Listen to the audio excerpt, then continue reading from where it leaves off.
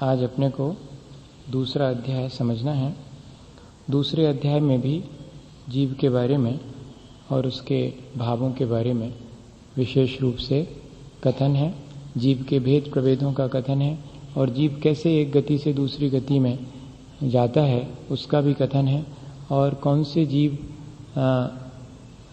अकाल मरण को प्राप्त होते हैं और किन जीवों का अकाल मरण नहीं होता, इसके लिए भी एक सूत्र है। ये थोड़ा बड़ा अध्याय है, 53 सूत्र इसमें है, थोड़ा जल्दी जल्दी करेंगे, है ना, क्योंकि एक ही दिन में एक अध्याय पूरा होना चाहिए।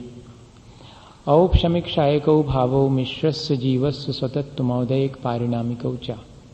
ये 5 भाव जीवों के ही हैं, जीव के सिवाय अन्य किसी भी द्रव्य में नहीं पाए जाते, इसलिए इनको जीव के स्वतत्व कहा गया है। स्वतत्व लिखा हुआ है तो स्वतत्व के मायने क्या है कि ये जीव के अलावा अन्य किसी में नहीं पाए जाते हैं, इसलिए ये 5 भाव जीव के हैं। जो भाव कर्मों के उपशम से जीव के अंदर उत्पन्न होते हैं उन्हें औपशमिक भाव कहते हैं। जो भाव कर्मों के क्षय होने पर उत्पन्न होते हैं वे क्षायक भाव कहलाते हैं, और दोनों की मिली जुली स्थिति जो बनती है वो मिश्र भाव कहलाते हैं। कुछ प्रकृतियों के उदयाभावी जो क्षय है और सदअवस्था रूप उपशम और देशघाती प्रकृतियों के उदय, इससे जो भाव बनते हैं वो सब क्षयोपशमिक भाव कहलाते हैं।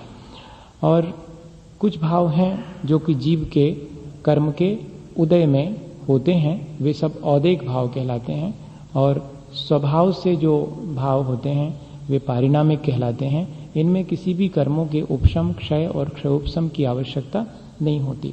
अब थोड़ा सा समझें कि उपशम किसे कहते हैं। जब कोई भी कर्म एक निश्चित समय के लिए एक निश्चित प्रक्रिया के द्वारा उदय में आने से रोक दिया जाता है उसे कहते हैं उपशम। मोहिनी कर्म के साथ उपशम की व्यवस्था है और किसी कर्म के साथ नहीं है। तो अपने अंदर दर्शन मोहिनी और चारित्र मोहिनी, दर्शन मोहिनी किसे कहते हैं? जो हमारी श्रद्धा को विकृत करे वो दर्शन मोहिनी, जो हमारे आचरण को विकृत करे वो चारित्र मोहिनी। कषायें सब चारित्र मोहिनी है और मिथ्यात्व इत्यादि ये सब दर्शन मोहिनी है। तो इस मोहिनी के उपशम से जो भाव उत्पन्न होते हैं वे सब औपशमिक भाव कहलाते हैं।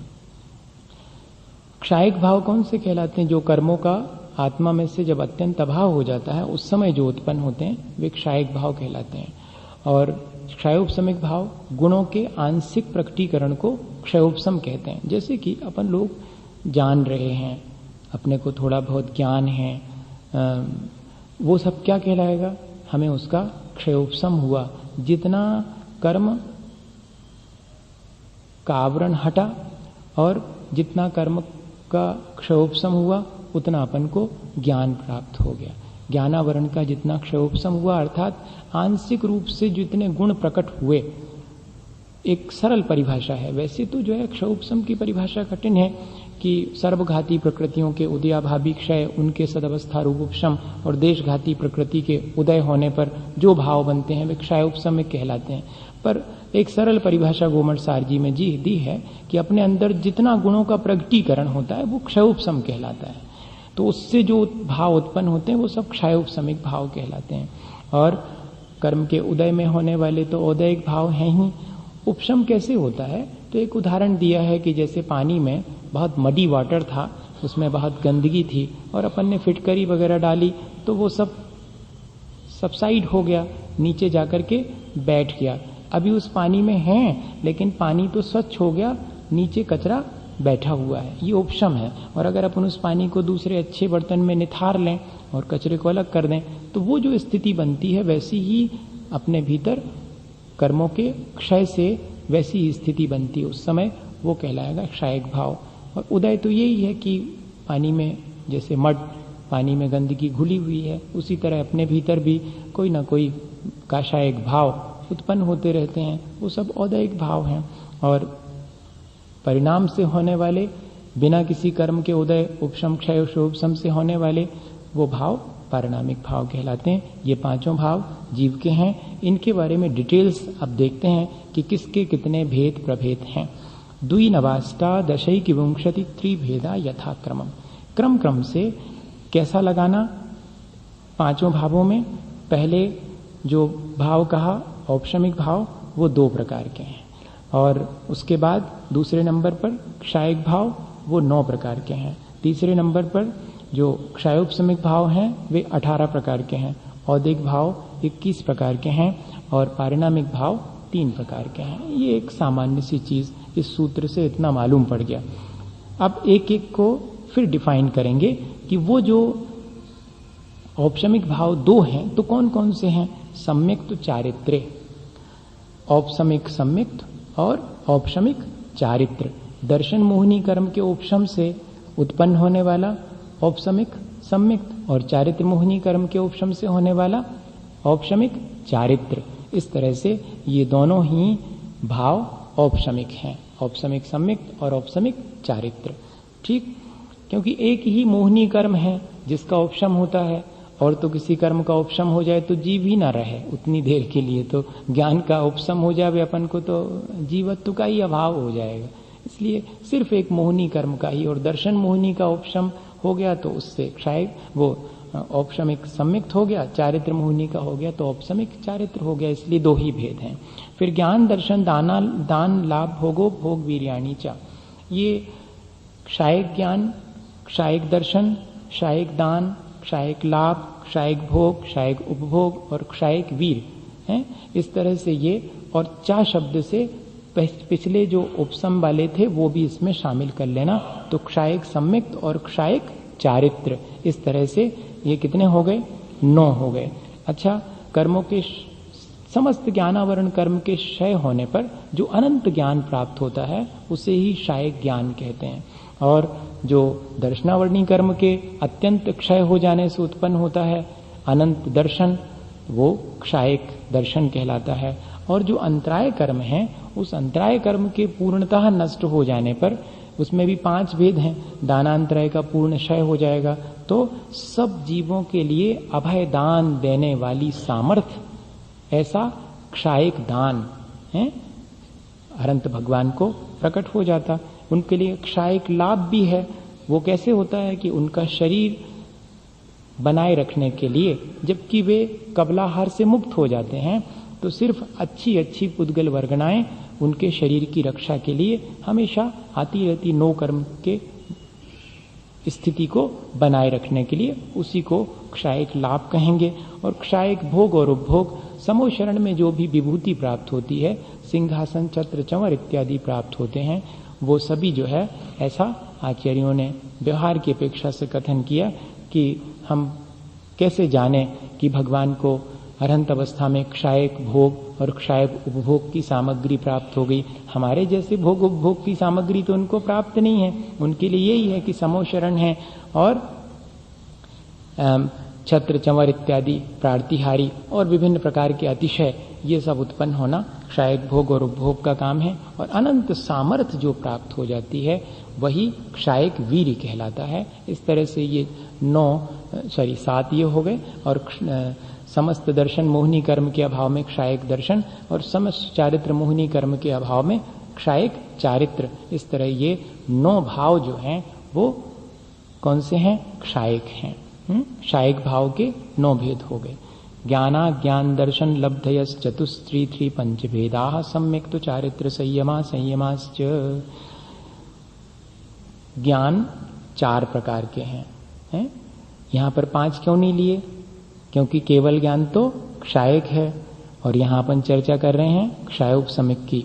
तो मति ज्ञान, श्रुति ज्ञान, अवधि ज्ञान और मनःपर्य ज्ञान, ये 4 ज्ञान कौन से हैं? क्षायोपशमिक ज्ञान हैं। और मति ज्ञान और श्रुति ज्ञान और अवधि ज्ञान, अगर ये मिथ्यात्व के साथ हो तो इनको कुमति, कुश्रुत और कुअवधि कहते हैं। ये 3 भेद अज्ञान के हो गए।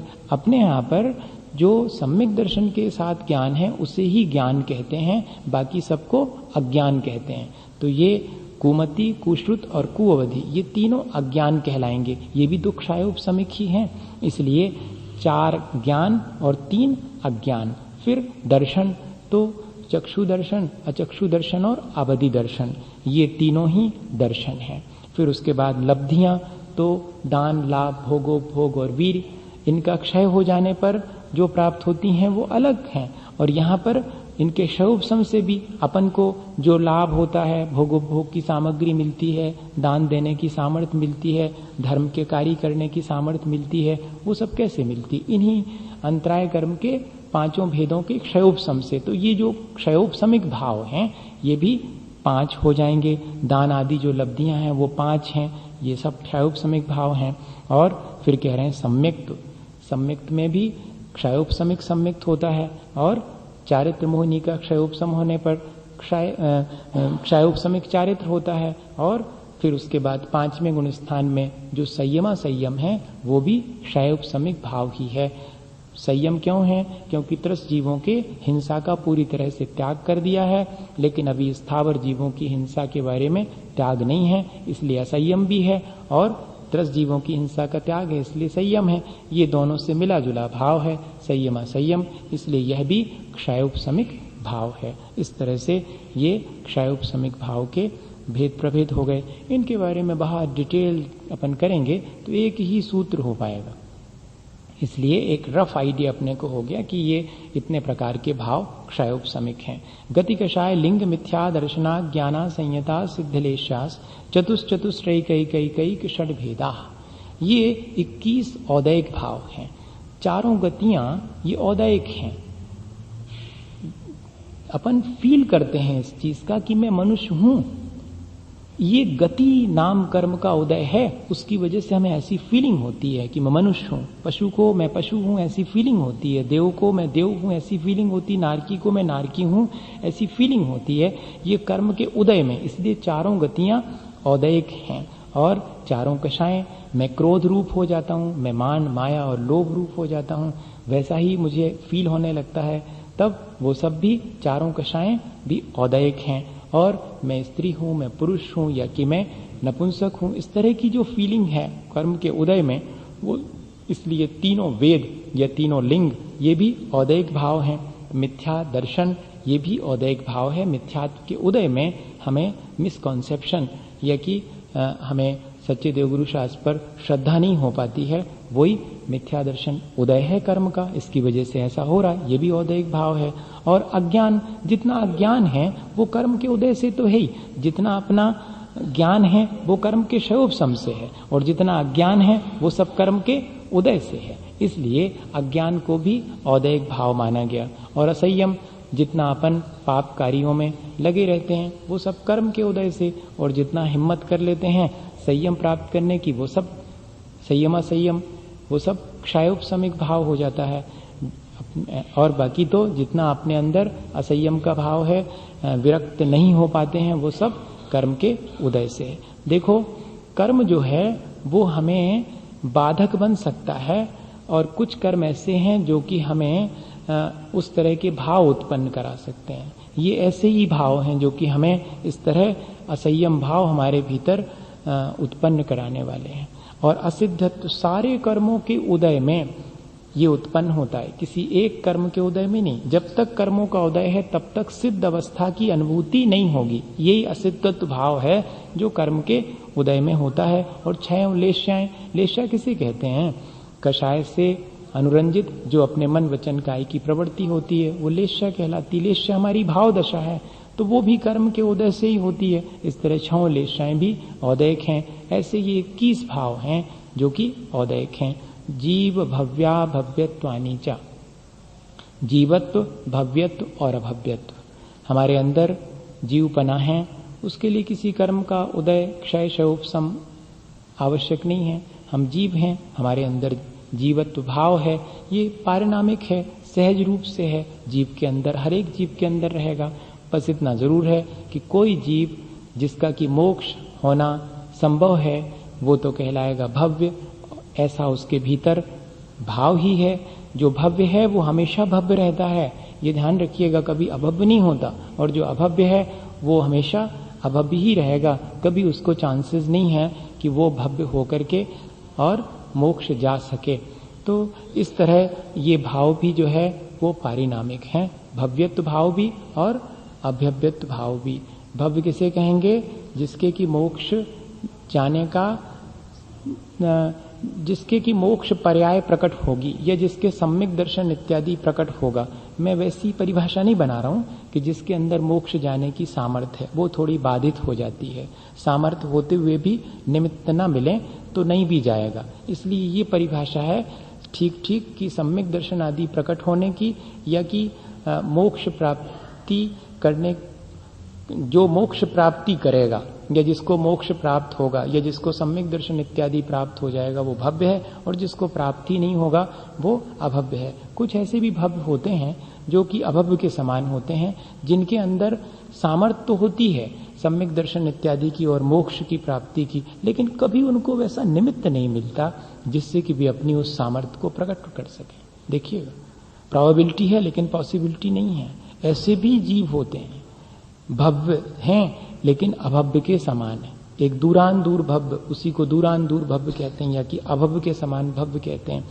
एक आसन्न भव्य होते हैं जिनको कि 7-8 भाव में मोक्ष, एक निकट भाव, आसन्न से भी भव्य पुंडरीक, माने 2-3 भाव में जिनका मोक्ष होने वाला है, और दूर भव्य मतलब जिनको कि संख्यात भाव लग जाएंगे पर उनको मोक्ष तो होगा। ऐसे भव्य में भी भेद प्रभेद किए हैं।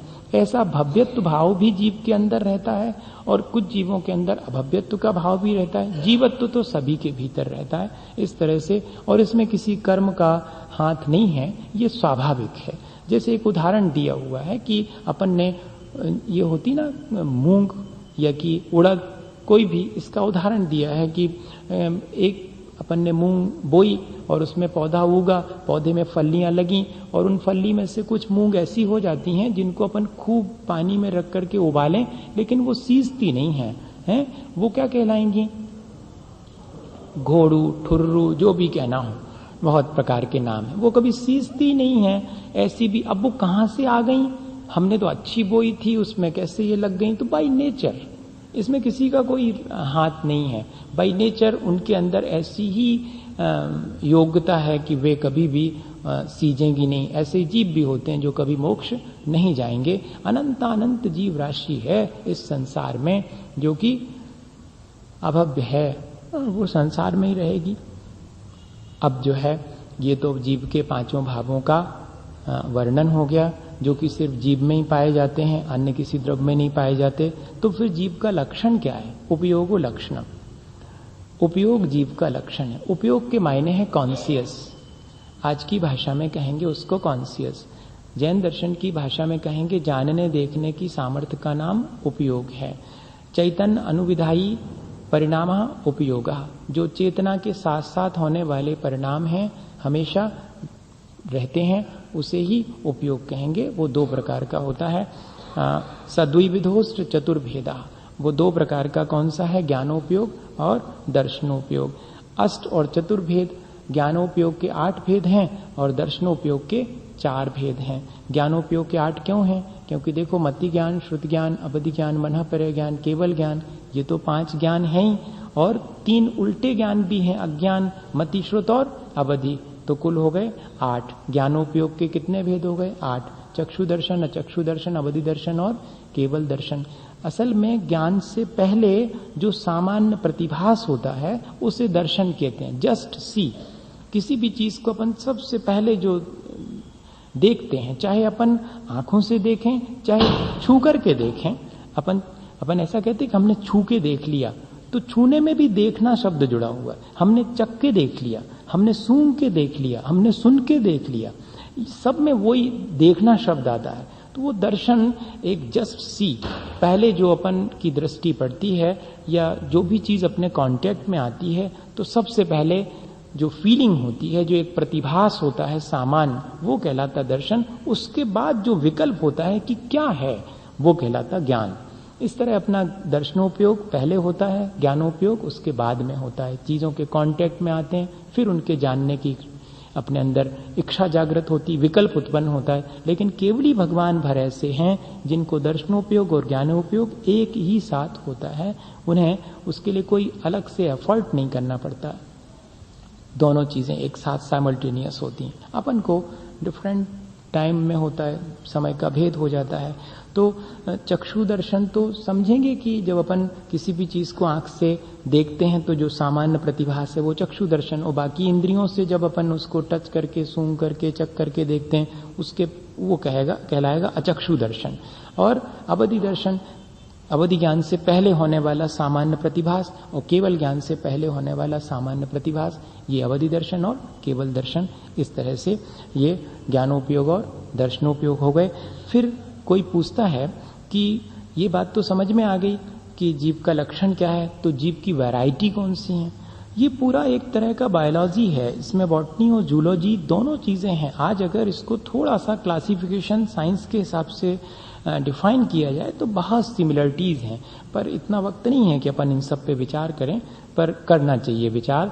इसके लिए विचार करना चाहिए कि जिससे हमें विश्वास जमे और हमें अपने धर्म पर गौरव उत्पन्न हो। गौरव उत्पन्न होने से भी हमारी दृष्टि निर्मल होती है, हमें सम्यक दर्शन होता है। ये कठिन होने के बाद भी हमें इस बात का गौरव हो कि हमारे यहाँ पर ये सारी चीजें राई रत्ती दिव्य ज्ञान के द्वारा पहले से जानी गई, यानी केवल ज्ञान ही यहाँ पर प्राप्त करने योग्य है। ऐसा अगर अपने भीतर आ जावे तो उससे सम्यक दर्शन की प्राप्ति होती। इसलिए इसको इस दृष्टि से भी जानना चाहिए। दो प्रकार के जीव हैं यहाँ, इस संसारिनो मुक्ताश्च, संसारी और मुक्त। जो जन्म मरण का अनुभव करते हैं, सुख दुख का अनुभव करते हैं, वो सब संसारी हैं, और जो जन्म मरण से पार हो गए हैं वे सब मुक्त जीव हैं। मुक्त जीव दो प्रकार के होते हैं। नहीं, अभी पहले वो नहीं कह रहे हैं। वैसे अपन आगे जाकर के मुक्त जीव के बारे में तो ये कुछ कहेंगे नहीं, संसारी जीव के बारे में कहेंगे। मुक्त जीव जो है वो दो प्रकार के हैं, अरहंत और सिद्ध, सकल परमात्मा और निकल परमात्मा, शरीर सहित भी हैं और शरीर से रहित अवस्था भी है। मुक्ति जीव के बारे में इतना ही है। इसके बाद जो संसारी जीव हैं उसमें दो प्रकार के हैं, समनस्का मनस्का। संसारी जीव कुछ मन वाले हैं और कुछ बिना मन वाले। मन किसे कहते हैं? संकल्प विकल्प के जाल का नाम मन है। जो शिक्षा उपदेश और आलाप ग्रहण करे उसका नाम मन है, या जो हे उपादेय का विवेक रख सके उसका नाम मन है। मन की तीन परिभाषाएं जैनाचार्यों ने बनाई हैं, उसमें से अपन को यहाँ पर कौन सी लेना है? जो शिक्षा और उपदेश और आलाप समझते, बुलाने पर, नाम लेने पर उसे समझ करके आ जाता है। गाय का भी अपन नाम रख देते हैं और जब नाम बुलाते हैं कि इधर आओ तो आ जाती है, इसका मतलब है उसके मन है। इस तरह मन वाले जीव हैं और बिना मन वाले। एक इंद्री से लेकर के और असंगी पंचेंद्री तक सभी जीव बिना मन वाले हैं। पंचेंद्री में जो है कुछ मन वाले हैं और कुछ बिना मन वाले। एक इंद्री से चार इंद्री तक तो डेफिनेटली बिना मन वाले ही हैं। पांच इंद्री में दो भेद हो गए, एक मन वाले और एक बिना मन वाले। यहाँ पर सामान्य रूप से कह दिया कि मन वाले जीव हैं और बिना मन वाले जीव हैं। बिना मन वाले एक इंद्री से लेके असंगी पंचेंद्री और संगी पंचेंद्री जीव भर हैं जो कि मन वाले हैं। संगी कहो, सैनी कहो, समनस्क कहो, तीनों सिनोनिम्स हैं। संगी कहो, सैनी कहो, समनस्क कहो, तीनों सिनोनिम्स हैं। असंगी कहो, असैनी कहो, अमनस्क कहो, तीनों ये भी सिनोनिम्स हैं। ऐसा कई बार अपन के सुनने में आता है, संगी जीव या सैनी जीव या समनस्क मन वाले, ये सब मन वाले हैं। बिना मन वाले को असंगी बोलते हैं, असैनी बोलते हैं और अमनस्क बोलते हैं। फिर और भी क्लासिफिकेशन है क्या जीवों का? तो कहते संसारिणः त्रस स्थावरा। संसारी जीव दो प्रकार के हैं, त्रस जीव हैं और स्थावर जीव हैं। दो इंद्री से लेकर के पंचेंद्री तक के त्रस जीव कहलाते हैं। त्रस नाम कर्म के उदय से उन्हें वो पर्याय प्राप्त हुई, वो त्रस जीव कहलाते हैं। स्थावर नाम कर्म के उदय से जो पर्याय प्राप्त होती है उसे स्थावर कहते हैं। अपन सामान्य रूप से ये कह सकते हैं कि मोबाइल बींग्स और इमोबाइल बींग्स जो अपनी रक्षा के लिए यहाँ से वहाँ हलन चलन कर पाते हैं वो त्रस जीव हैं, और जो अपनी रक्षा इत्यादि के लिए कोई उपाय नहीं कर पाते हैं वे स्थावर जीव हैं। लेकिन ये परिभाषा मोटी परिभाषा है, झगड़े में नहीं पड़ जाना। ये बाल बोध के लिए परिभाषा है। बड़े परिभाषा जो निर्बाध परिभाषा है वो तो यही है कि त्रस नाम कर्म के उदय से जो दो इंद्री से पंचेंद्री तक की पर्याय प्राप्त होती है उसे त्रस पर्याय कहते हैं, त्रस जीव कहते हैं उनके लिए। और जो एक इंद्री हैं स्थावर नाम कर्म के उदय से उनको जो पर्याय प्राप्त हुई है वो स्थावर जीव कहलाएंगे। ये परिभाषा है। पर अपन अपने समझने के लिए कह सकते हैं कि मोबाइल और इमोबाइल, मूव करने वाले और जो मूव नहीं कर पाते। इसमें एक मुश्किल ये आती है कि अपन पानी को बहते हुए देखते हैं तो ऐसा लगने लगता है कि ये भी तो मोबाइल विंग्स हैं, ये एक इंद्री भी कह रहे हैं और इनको मोबाइल, तो ये थोड़ा सा दिक्कत होती है। हवा भी बहती है, इधर से उधर चली जाती है इस वजह से। पर वो एक्चुअली देखा जाए तो ये जीव तो इतने सूक्ष्म होते हैं कि अपन इनको तो पकड़ ही नहीं सकते हैं। ये तो जो जल का एक कहना चाहिए बहुत सारे जीवों का ये पूरा का पूरा बंडल्स ऑफ माने बहुत ह्यूज क्वांटिटी में वो हैं, तो उनमें मूवेबिलिटी नहीं होती, वे चलते फिरते नहीं हैं। पर इस तरह वो लगता है कि पानी बह रहा है तो ये जीव एक यहाँ से वहाँ जा रहे हैं, हवा बह रही है तो जीव यहाँ से वहाँ जा रहे हैं। इसलिए हमने पहले आपसे कहा कि त्रस्त जीवों की परिभाषा बच्चों के समझने की ये है कि जो मूव करते हैं वे त्रस्त जीव हैं या अपनी सुरक्षा के लिए, बचाव के लिए, और जो मूव नहीं करते हैं वो स्थावर जीव हैं। पर अपन को समझना चाहिए दोनों स्थितियों को। स्थावर जीव कौन से हैं? त्रस्त जीवों का डिटेल है। स्थावर जीव के लिए एक सूत्र में काम चलने वाला है, इसलिए पहले स्थावर की चर्चा कर ले रहे हैं, जबकि कहा यह था कि दो प्रकार के, त्रस्त और स्थावर। स्थावर को पहले ले रहे हैं क्योंकि एक सूत्र में काम चल जाएगा, बाकी फिर त्रस्त जीवों का डिटेल है। तो पृथ्वी तेजो वायु वनस्पतिया स्थावरा और द्वेन्द्रिय आदाय त्रसा। पृथ्वी, जल, अग्नि, वायु, वनस्पति हैं, ये सब जो है स्थावर जीव हैं। ये एक इंद्रिय हैं, इनके एक ही सेंस ऑर्गन है, सिर्फ स्पर्शन इंद्रिय है, इसलिए ये स्थावर जीव एक इंद्रिय वाले 5 हैं। पृथ्वी भी एक इंद्रिय है, पृथ्वी ही जिसका शरीर है वो पृथ्वी का एक है, जल ही जिसका शरीर है। इस पर जब साइंटिस्ट से बात करें तो उनको बहुत आश्चर्य होता है कि क्या ऐसा भी हो सकता है कि अग्नि ही जिस जीव का शरीर हो वो अग्नि का एक ऐसा भी जीव है क्या? वायु ही जिसका शरीर है वो वायु का एक। वनस्पति के बारे में तो ठीक है कि वनस्पति ही जिसका शरीर है, ये तो मोटा हिसाब है, दिखने में आता है, बाकी तो बहुत मुश्किल है उन चीज़ों को डिफाइन करना। पर फिर भी साइंस ने थोड़ी सी कोशिश की है और इन जो स्थावर हैं उनको पकड़ने की कोशिश की है। अपन लोग ये जो कहते हैं ना, इस बात के अब दिन लद गए, इस बात को कहने में कोई औचित्य नहीं है कि इतने हजार जीव होते हैं जल में। वो जो दिखने वाले जीव हैं वो तो उससे, जल से अलग ही हैं। जल अपने आप में जीव है, जल में क्या जीव अपन कहेंगे, वो तो जीव जो आपको उसमें जल में है उनको तो आपने काउंट कर लिया, पर वो जल का एक थोड़ी है। जल का एक जीव को तो आप काउंट ही नहीं कर सकते, सेंस ऑर्गन से आपके पकड़ में आने वाले नहीं है वो। इसलिए एक बूंद में इतने जीव होते हैं, ये कहने में कोई विशेष तथ्य नहीं है, ये कोई बहुत साइंटिफिक बात नहीं है। वो तो अंगुल के असंख्यात में भाग अवगाहना वाले कितने जीव होंगे उसमें, एक बूंद में जल का एक, उसको तो कोई काउंट ही नहीं कर सकता है। तो जल में जल ही जीवन है जिनका, अग्नि ही जिसका। अग्नि के बारे में जो है एक शनन राउली का जो विजारे वीड्स ऑफ एबीज आश्चर्य में डालने वाला लेख है, उसमें वैज्ञानिक तक आए थे कि अग्नि में भी जीवों का अस्तित्व पाया जाता है और 700 डिग्री सेंटीग्रेड टेम्परेचर पर और लगभग 8600 फीट गहरे जो ज्वालामुखी हैं उनमें और अग्नि जीव पाए जाते हैं। जबकि सामान्य रूप से जो है उतने टेम्परेचर पर और जीव जिंदा नहीं रह सकते हैं, लेकिन वे अग्नि जीव उसमें जिंदा रहते हैं। इसके अग्नि का एक जीव है, वहां पर भी जीव हैं। इसका मतलब है कि जो अपनी इंडिकेशन दे रहे हैं कि यहाँ भी जीवन है, उतने हाई टेम्परेचर पर भी जीवन है, यानी वही जीव है, अग्नि का एक जीव है। इस तरह इन पांचों को भी और उनके जीवत्व की अपेक्षा से अब साइंस ने भी पहचानना शुरू कर दिया है। वनस्पति में भी जीवन है, ये तो जगदीश चंद्र बसु का लेख है ही।